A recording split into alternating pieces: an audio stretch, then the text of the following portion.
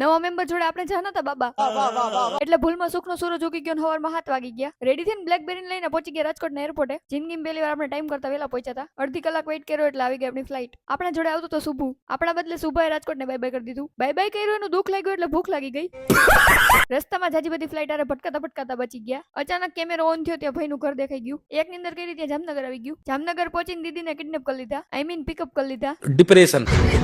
રસ્તામાં આવી ગયું વંતારા. વંતારામાં સુભુ ગોતતો તો હાથી. હાથી નો મળ્યો એના દુઃખમાં ભૂખ લાગી ગઈ. સુભુ નાસ્તો કરતો જોઈને બધે નાસ્તો કરવા માંડ્યા. આ બાજુ પાણીની હેરાફેરી થતી હતી.